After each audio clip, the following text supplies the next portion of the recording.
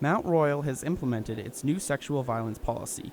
The university says in the overview of the policy, any individual who has experienced sexual violence must be able to seek help. Also, that the first priority is to support the individual who has experienced the sexual violence, and their response is driven by the needs of the individual.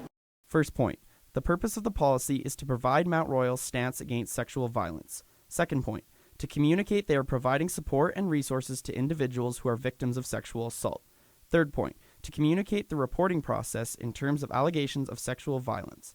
Fourth point, to take a victim approach to responding to acts of violence. And the fifth point, and to respond to sexual violence through education, training, and awareness initiatives.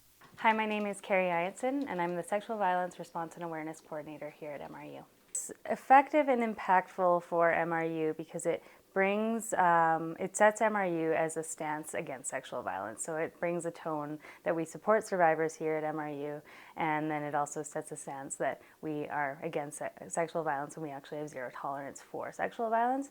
On March 22nd, an information session will be hosted outlining the new policy to the public and answering any questions they may have.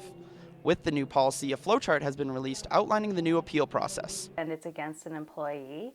At that point, there's going to be an investigation that happens, and a notice is going to go out to both the person that accused the employee as well as the employee itself.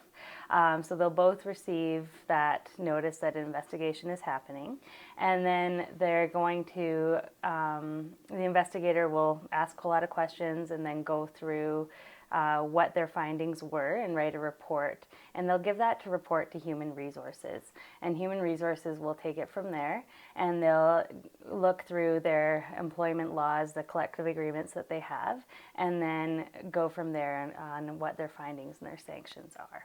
The new sexual violence policy is the next step in talking about and addressing the issue. Dayton Abbott, MRU TV News.